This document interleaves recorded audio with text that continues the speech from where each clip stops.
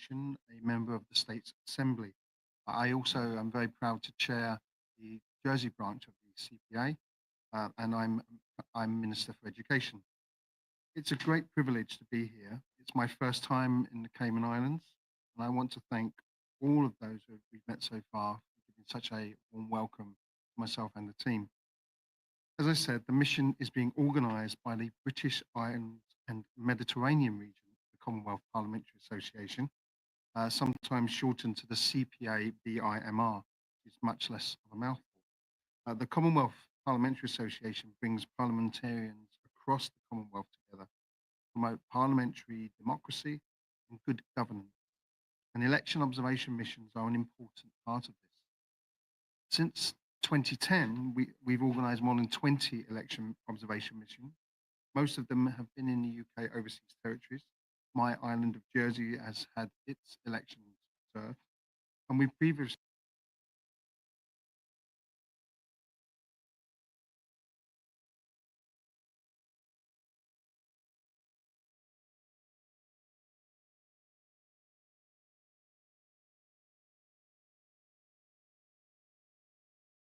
coming days. And we're delighted that we have been invited to observe the 2025 general election. And as the representative of head of state, that invitation has come from the Governor, Her Excellency Jane Owen. We appreciate the engagement our mission is receiving from all political parties and candidates. We are engaging with all of the political parties as well as independent candidates as part of the mission in line with our impartial approach. I'm joined here today by three other members of our team, and more members will be arriving later in the week. This is an international mission, and the parliaments of the Isle of Man, Scotland, Wales are represented, as well as Ireland, the UK, and myself from Jersey. In addition to myself here today, I have to my right Anne Marlborough. Anne is an election analyst from Ireland and is leading our observation of the legal and political aspects of the election, and she has a great deal of observation experience. To my left is Sandy Gale. Sandy is an election analyst from the UK. Sandy is leading our observation of the campaign and election process, and she too has a wealth of experience across the world. And to the far right there, of my right, Martin Vickery is our election coordinator. He is from the UK and with colleagues from the CPA BIMR is organising the mission.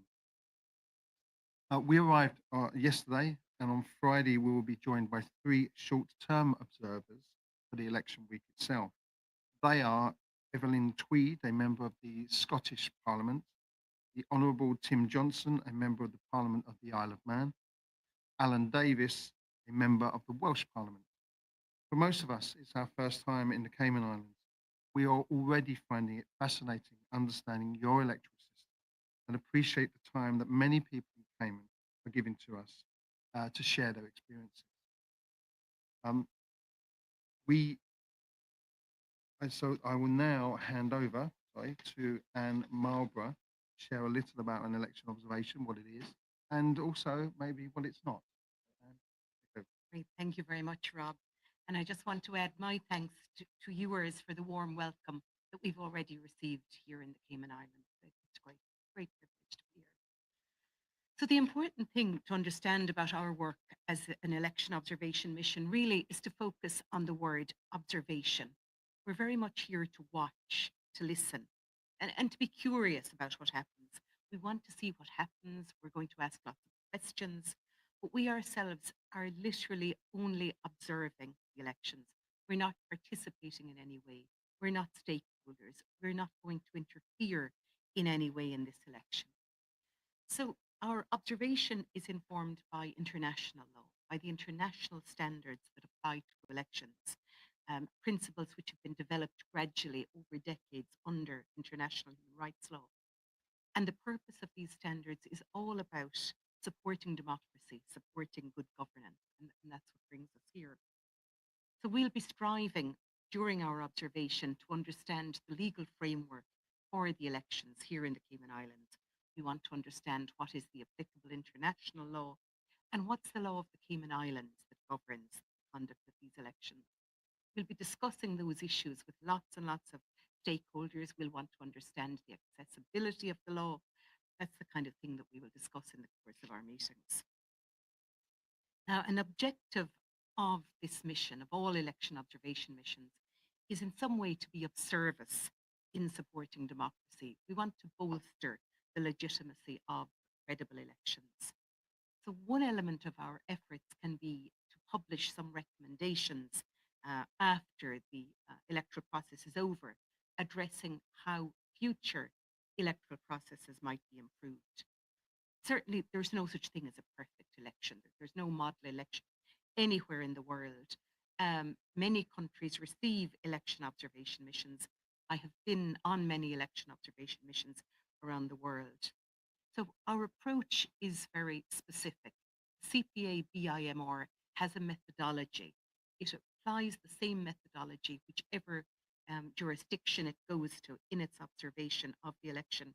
But also, CPA BIMR has endorsed the Declaration of Principles of International Election Observation. And also, we have all subscribed to the Code of Conduct for International Election Observers, which was signed at the UN in 2005. And the CPA BIMR as an entity is part of this. So, as Rob already mentioned, I'm from Ireland, but our work isn't that I'm going to come here and in some way compare the elections of the Cayman Islands to the elections in Ireland. Really, that's not what it's about.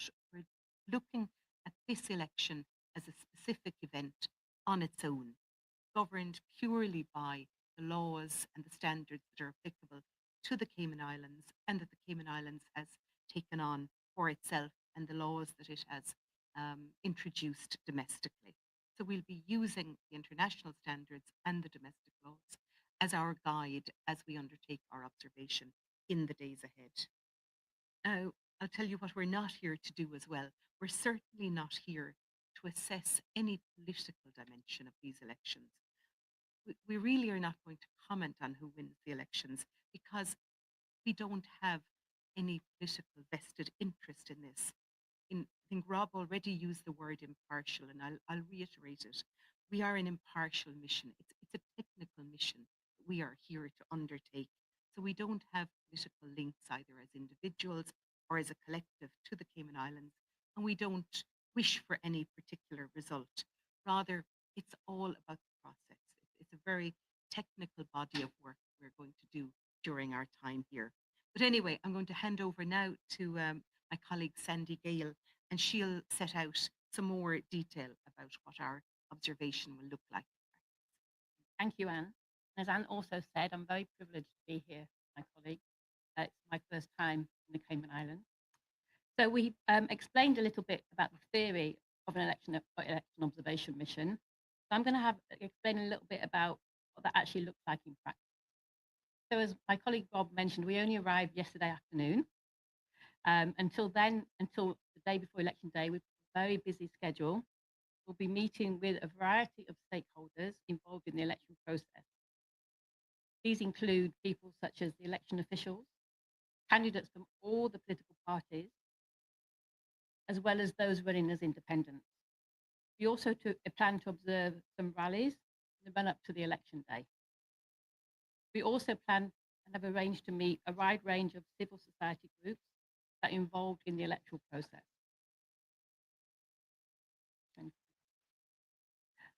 We treat what we are told with total confidentiality, only using the information received in an anonymous, non-attributable manner.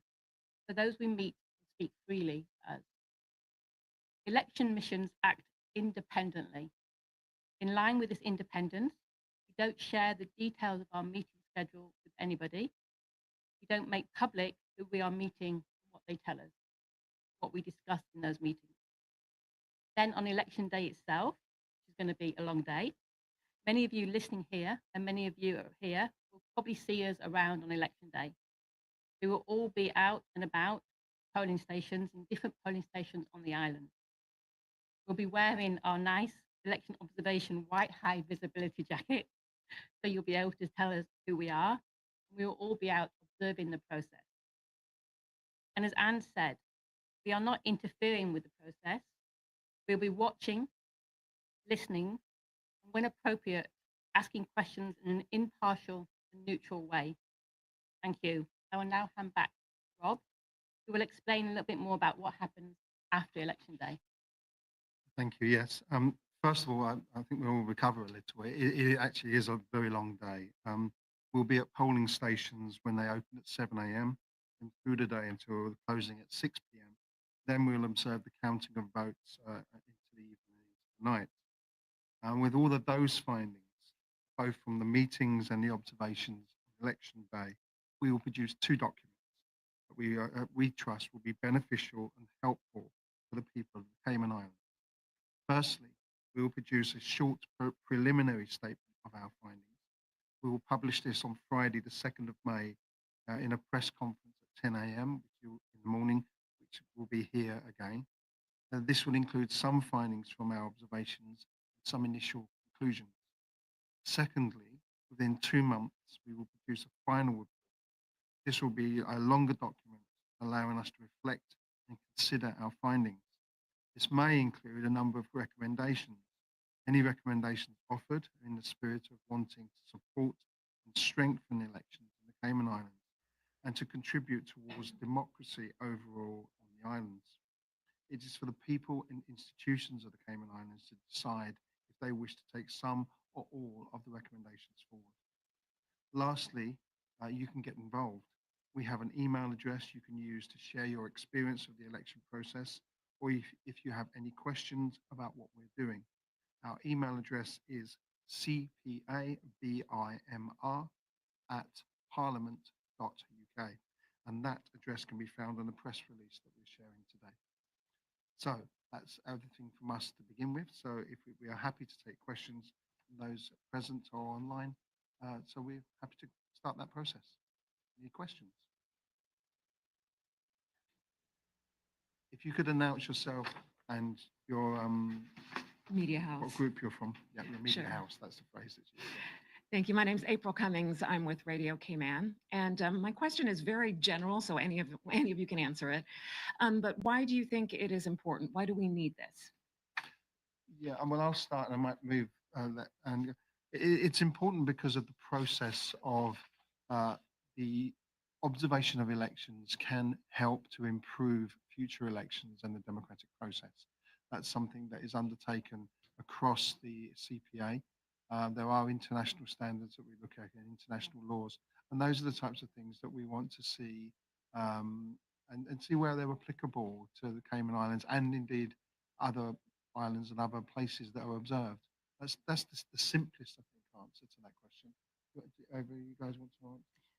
Thanks. Well, maybe just to say as well, we'd like to think it's something that we're offering as well to various stakeholders, particularly civil society.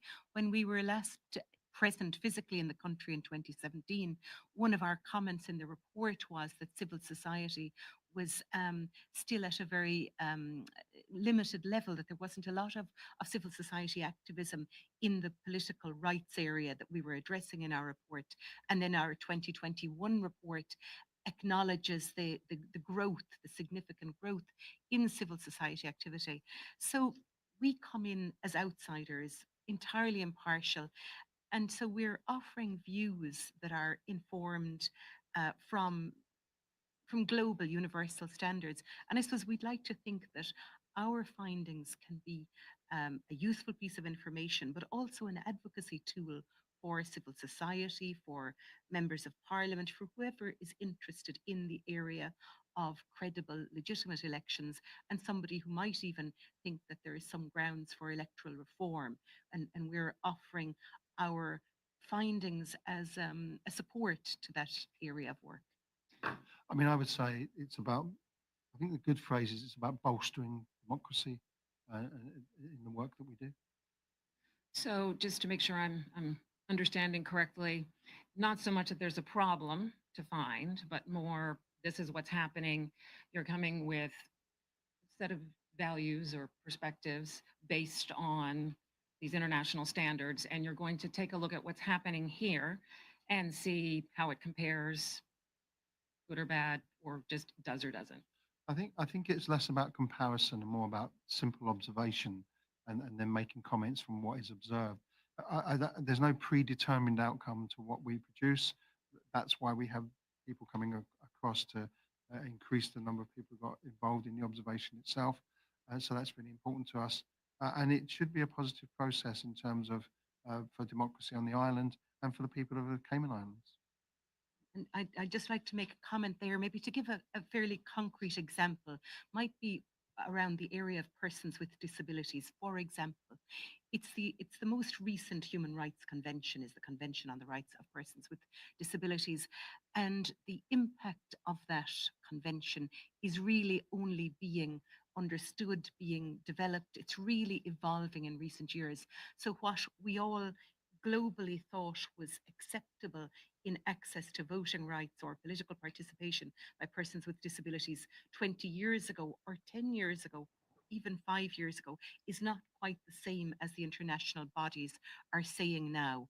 Or, for example, in relation to the political participation of women, the call in the past, not that long ago, was could we please have 30% of women? The call is moving now more towards 50% of women. So there are evolving trends in the law. So we just want to bring our knowledge of that to bear. It's again, as Rob said, it's just something we'd like to offer, but it's a very positive sign that we're here. As Rob also said, it's not the sign of a problem.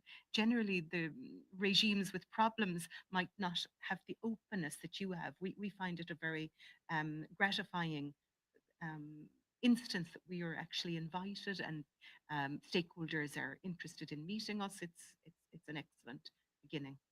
Thank you very much. Thank you.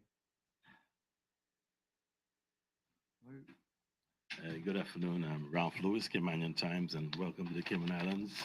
I think your role here is so important. Mr. Rob, no doubt you've probably seen the last recommendations from the last election. Are there any areas that jump out at you or you're overly concerned with? And if so, will you be paying attention to see if they're still existing? Other branding has to be To begin with, consistent. I have to say this is a separate observation mission. Recommendations that are made really are up to the Parliament of Cayman Islands as to whether they do or don't implement them. We'll make observations as we go along, and the recommendations will come from those observations. They may be the same, they may be different, there may be common themes, but we wouldn't want to preempt any of those recommendations at the moment. This is a process, and those would come at the end of that process rather than the beginning. And the second question is regarding the observations and the recommendations, and generally, it's up to the government of the day to make those changes that are recommended. And it's not something that will be mandated by the British government, as in we're overseas territory. No, we're not a part of the British government at all. The CPA is countries all over the world, and the organisation is independent of that. And yes, it is absolutely up to, well, the government, I would say as a parliamentarian myself, up to your parliament, perhaps Yes. to implement those, because parliaments are more than just governments. There are other members there as well. So I would, yeah, that would be my suggestion there. It is up to your parliament to what they recommend, and also up to the people of Cayman Islands as to what they want to see recommended, I suppose. Thank you very much. I look forward to seeing your report. Thanks very much. Thank you.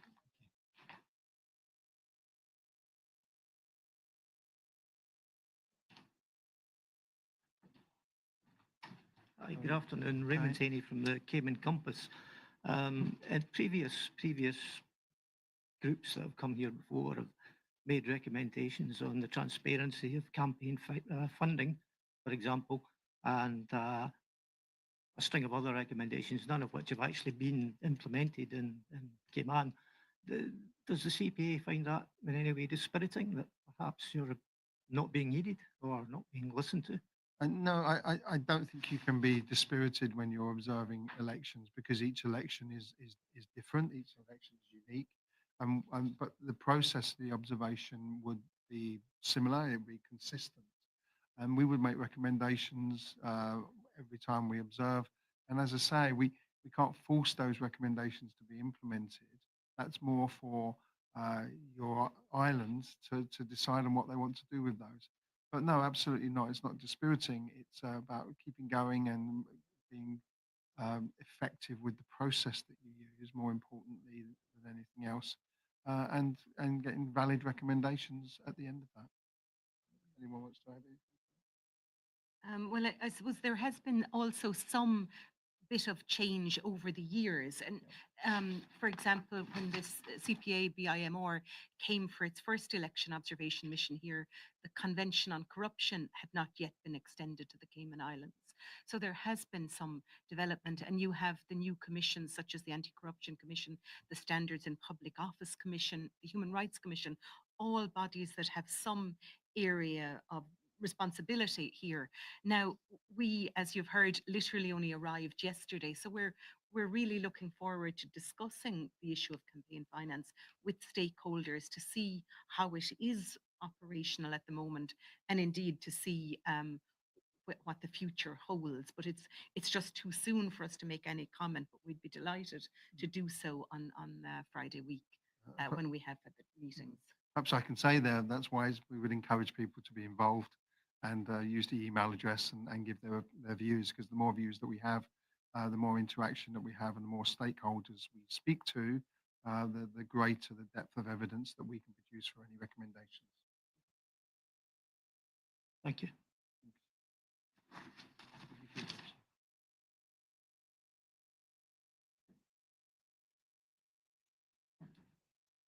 Hello, everyone. I'm Wendy Ledger from Cayman News Service. First of all, I'd like to ask you, are you also going to be observing the situation regarding the referendums that we're having? Yes, please do. It's not our main focus, but we will, because it is on the same day on election day, we will be looking, observing the process as well. Since I don't know whether this will fall into it and whether it will be something you have given consideration to, but the government did not enact any legislation. Once we'd established referendums in the Constitution, we never actually got the legislation that's generic that would govern the rules part. So this referendum is being held without any rules of any kind that we're aware of that we can see. I mean, obviously, there's the simple rules that would apply in terms of any election, in that, obviously your vote's secret and all that kind of thing. But there's been no regulations relating to the financing of the referendum, nothing to control misinformation. And obviously, we have a situation where it is a government-led referendum where the government has taken a position, particularly on one of the questions, which is about the cruise port, probably the most dramatic of the three questions we're being asked. But civil society there's a couple of civil groups that are campaigning against it, and they have not had any sort of opportunity to be able to have a level playing field. They're effectively against the power of the state and the power of the public purse, whilst they have nothing. I would imagine that is something. I don't know whether there are standards around the world for referendums, so I'm curious about where you all stand on that. What are the standards for referendums, and are we complying with it even before voting day? Because I feel we might not be. Let me answer initially there to say these are exactly the type of observation information that we will be gathering, the views, the opinions, what people think of the referendum, and the process itself. We're talking about the processes rather than the outcomes or the political drivers behind those referenda. So it's more about that process itself. So that's what we will be looking at. So I wouldn't comment on your view of that, but I would comment on saying that we look with interest at the way that referenda work, both here and I suppose around the world. And Well, and yes, it is very, very interesting, of course, and it's so inextricably linked now with the conduct of the election. But it actually, referenda don't come within the general global remit of election observation, and indeed there aren't any standards globally yet for referenda. Now, there is a lot of talk globally about the development of standards, because undoubtedly there is a need for standards in this area, but they don't yet exist. But you could certainly argue that there are good practices Mm. that have evolved in countries that have lots of referenda. And there indeed, though I won't be comparing it specifically to Ireland, we have frequent referenda in Ireland. So we have lots and lots of good practice. But certainly the Venice Commission on electoral standards does have some good practice. So, but we're at the beginning. We literally haven't had a meeting yet to discuss the referendum with anyone, but we look forward to. But we're not sure how much our capacity will be given our time in the country and our principal focus being the election. But we will observe as much as we can. Okay, moving on to not dissimilar actually, because it's really about the because we obviously I think our main problems here are campaign finance, because we have such a limited a window of opportunity. So we as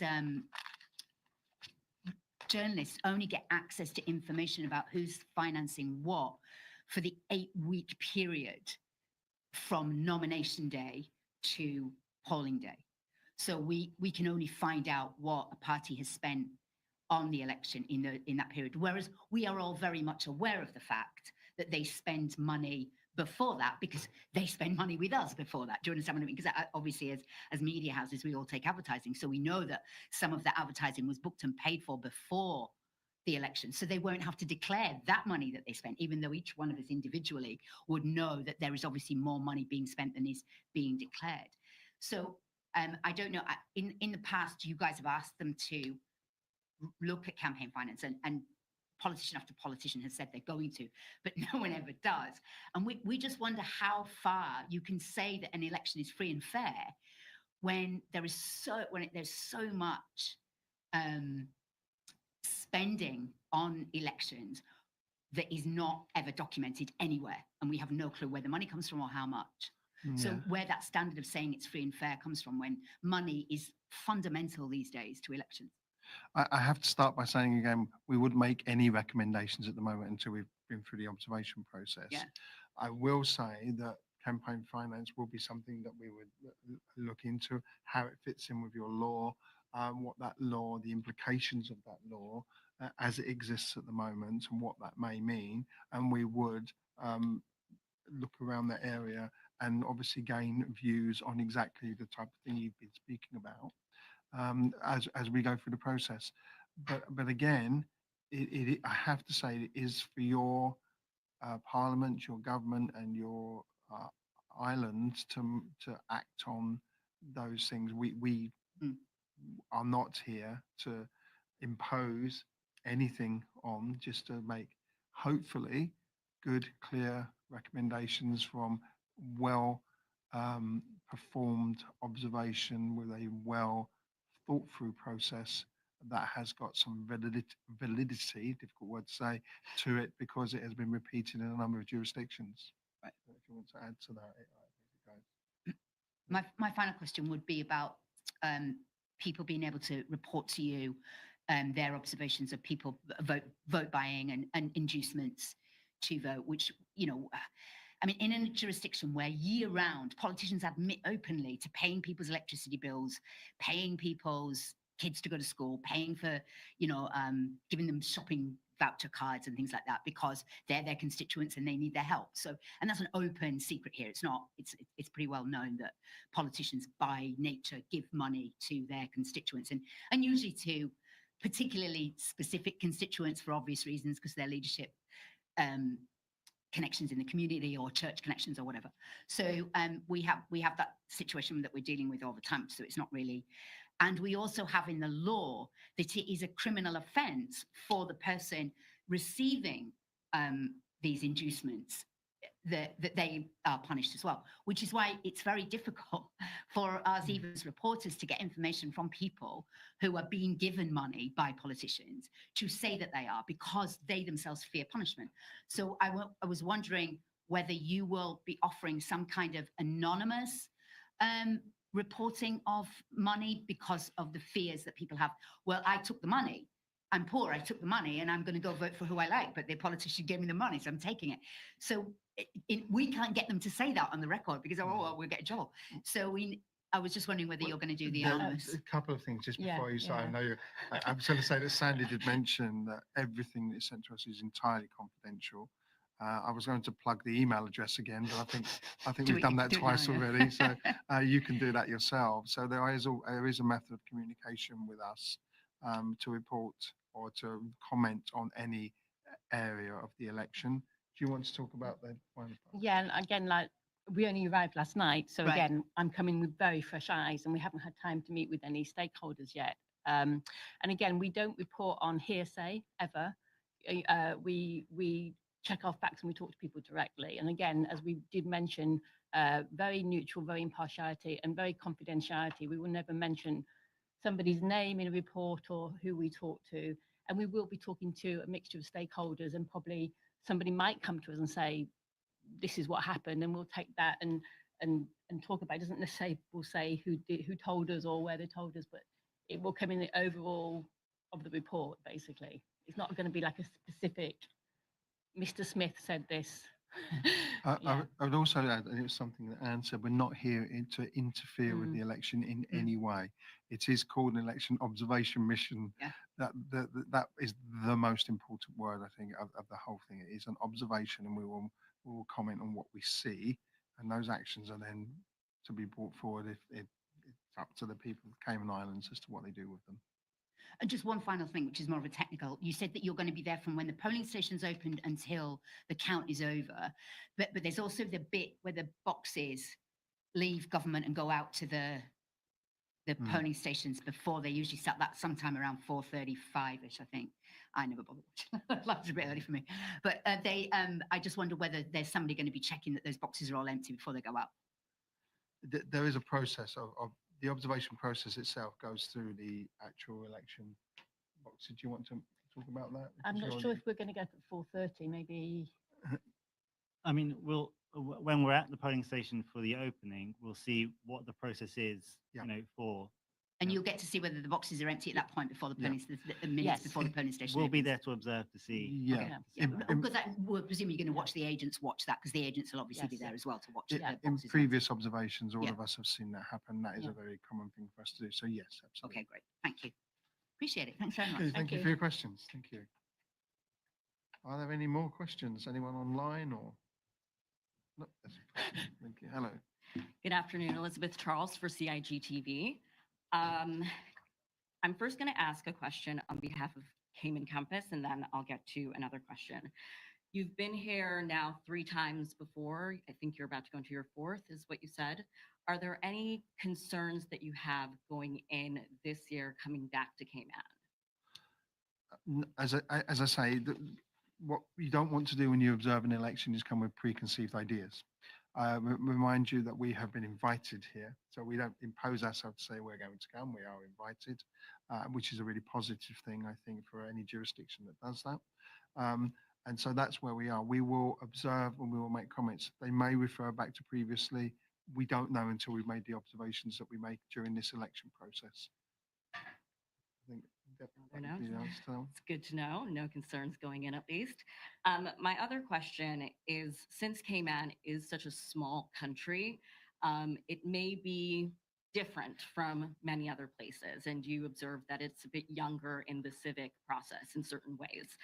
Are there certain, I want to say heterogeneous, or certain specific practices that you have observed here in the past and or will be observing at this time that lend to non-conventional forms of accountability? In other words, what I'm trying to ask is, even if we don't have something written explicitly out on paper, are you observing other ways in which due process is observed? The observation process, anyone who observes an election is trained by the CPA and goes through a formal training process. So those people who are coming over on Friday as observers will have gone through that process. And there will be a number of areas that will be looked at during visits to polling stations, and information is gathered in a methodical way, using a process which is agreed by everybody and is common to everyone who observes. So there is a commonality to what we're looking for, which would pick up on also nuances. You're absolutely right. I come from a small island myself, smaller than this island actually, I found out today. And we've observed also another, I've observed in the Isle of Man, for example, myself as well. So we are, one of the things I think makes us want to, I'm very keen to be here, is seeing the way that small islands work in their election process. Thank you so much. Okay, thank you very much. Okay. Any other questions? Because I think we have a bit of time left. Anyone online want to ask anything? I feel like an auctioneer gone. Okay, well, thank you very much for your time and thank you very much for your questions. And we look forward to the next few days and the next week or so being on the island observing your elections and until the next press conference where we'll have our preliminary reports and we hope to see you all there as well. So with that, unless anyone else has anything to say, Thank you. we'll call the press conference to an end. Thank you very much. Thank you.